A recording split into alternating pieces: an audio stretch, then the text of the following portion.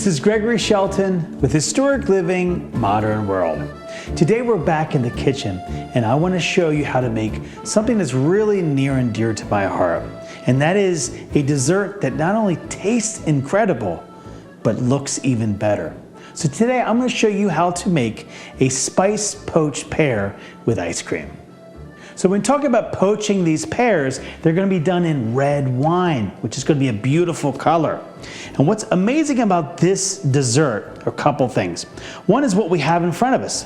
Incredibly great items. So we have Bosc pears, a standard Florida orange, we have sugar, a nice whole cinnamon stick, and 3 whole cloves, and a nice bottle of Cabernet Sauvignon, which is dry. You could actually use a Merlot if you need to. But this is all you really need to make an amazing dessert. And I want to highlight these things before we start to make it, okay? The one thing I want to talk about is the type of pears that we're using today.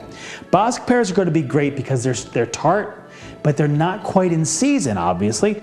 You really want a firm pear to suck up the red wine, the sugars, and the spices. That is integral to make this a great dessert. Now, ultimately, the other thing I want to highlight too is using fresh spices. I recommend not using any type of granulated or powder versions of cinnamon or cloves. It's so easy to get into that. But the reason I don't like that, and I've tried it in the past, because sometimes you don't have these types of ingredients. The reason why is because when you taste the liquid or the poaching liquid that goes along with this, you're going to reduce this down to a thick syrup. When you use powdered cinnamon or granulated cinnamon or granulated cloves, it leaves a little bit of a graininess to your sauce. You do not want that. And there's no way to really get it out of there or strain it. So make sure you're using hard spices, okay? The wine, which is the main part of this poaching, is really something that you can use the wine that you like. I know a lot of people say don't use a wine that you wouldn't drink on a normal basis in a wine glass. I don't necessarily believe that in this sense. I wouldn't use any super duper cheap wine, but you're really changing the flavor of this red wine. So by adding spices and sugar, it's going to change anyway. Don't feel like you have to use a super expensive glass of wine or a cup of wine. Okay, so let's talk about the measurements of our ingredients. I'm going to use 3 Bosc pears. You're going to use the juice and the zest or the peel of 1 orange. You're going to use ½ a cup of sugar, regular white sugar, and then 1 cinnamon stick and 3 whole cloves. And you're going to use 3 cups of red wine. These simple ingredients are all you need to make an amazing dessert. So let's get started. Okay, take your wine, 3 cups. It's a lot of wine, but I tell you, this tastes amazing.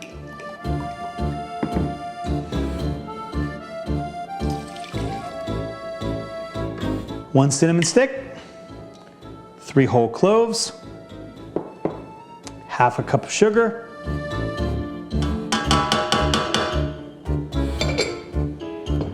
give that a quick stir.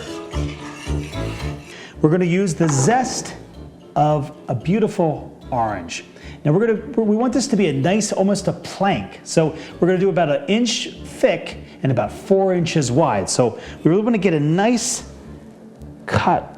It's really about the zest, so you don't want to get any of the pith. That tastes bad.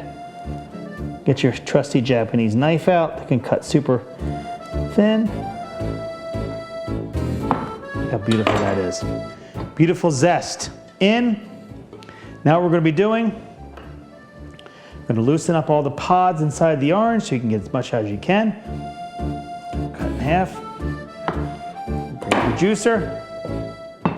And you want juice of a whole orange, about ½ a cup. So if you're using fresh squeezed orange juice, a whole orange. If you're using it from a container, just about ½ a cup will be fine.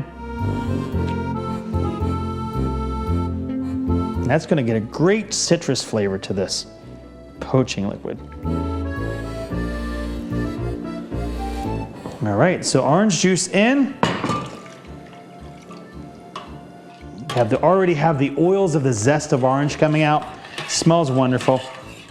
So now what we're going to be doing, this poaching liquid is going to go on the stove. We're going to get it to boil, and then we're going to reduce the heat to simmer for about 5 minutes. So everything can kind of start to work together. The oil is going to come out of the zest, it's going to flavor the poaching liquid, the sugar's going to be melting down, and it's going to start the cooking process to start the wine, the alcohol in the wine to start to bubble off. So that's really what we're doing now. So let's move over to the stove. And really what we're going to be doing is we want this poaching liquid to start to boil. Once it boils, we're going to turn it down to simmer, let it sit for 5 minutes, and then we'll be putting our Bosc pears into our poaching liquid. Okay, so we have our poaching liquid simmering. It's going to be about 5 minutes. Now it's time to peel your pears and dress them and get them ready for this amazing dessert. Like I said earlier, it's really important to use firm pears, which are literally unripe pears. They're still edible and they're still nice and sweet, but really you want to make sure you take as less skin off as you can. You want to try and keep a nice smooth surface. That's what's going to give you the best look in your poached pears. Trying to keep these uniform and save as much pears as we can. The fruit's what's really important.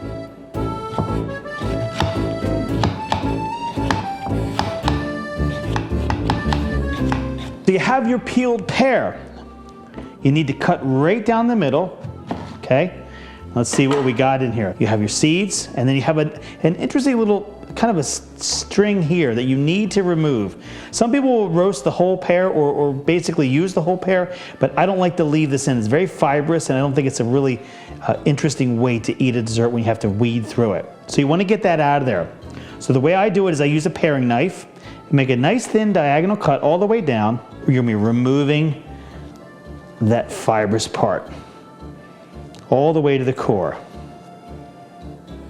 Okay, and then you're going to go on another diagonal cut here, removing that fibrous part. Look at how that comes right out. But that's what you want to be left with, okay? So that it removes all the cavity there, and this is all flesh that will be beautifully poached once it's in the red wine sauce and poaching liquid. Okay, so we have our peeled pears. They look beautiful. Now it's time to put them softly into the liquid, which smells unbelievable. And this is a very important part. I know that our pears are not cooked yet, so they are hard. But you want to make sure that they lay in the same size for every single one of them. Because what you're going to be doing is you're going to be turning these every 5 minutes. Now that's the idea, is that you're going to be cooking both sides, but the most important part is if you don't turn them every 5 minutes, you're not going to get that beautiful ruby red color that you have to have for this to be a beautifully successful dessert. Okay, so back on the stove, heat to medium. You want to cook that a little bit. You really want this to simmer. And every 5 minutes, we're going to take a slotted spoon and we're going to be flipping them over softly because they are going to get soft. But when you're really doing this the right way, they should be still firm but soft, that you can take a fork or a spoon and go right through it when you're ready to eat it. And it shouldn't be any problem or show any resistance. The moment of truth has arrived. Our pears are done. Take a look at how beautiful they look.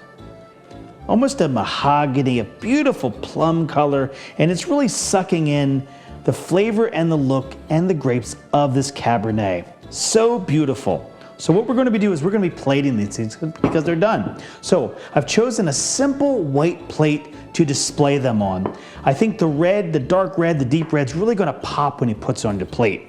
So when we plate them, we're going to use both halves. So you'll have one, each person will have one full pear. Okay, one down. Okay, then we're going to use the one with the stem to be on the top. Okay.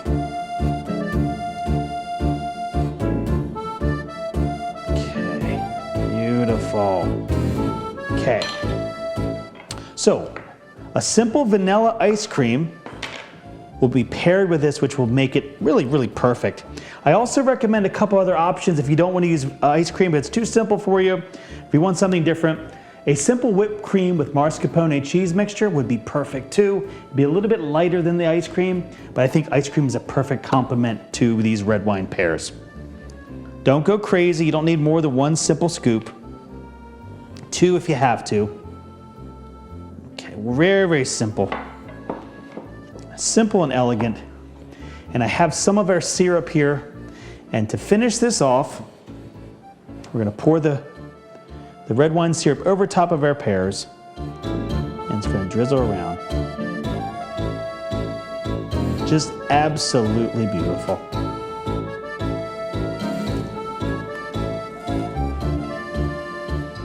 Oh boy. Let's get a little bit of ice cream. Oh man, that is good. Oof.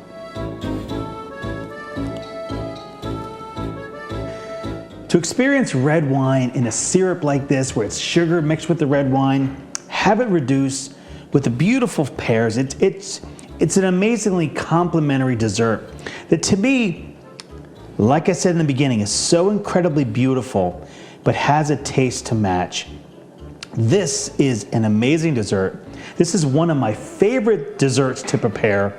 The wow factor is unbelievable, but it's matched with an amazing flavor. And all the wine people that love wine and they always cook with wine or drink wine, this is what you want to bring them. It's a special dessert and it's really going to change the game for your friends. If you've enjoyed what we covered today, click like and subscribe, and make sure you follow us on Facebook and Instagram. This is Gregory Shelton with Historic Living, Modern World, reminding you, whenever you try to do something, always make sure you work to move people. Cheers.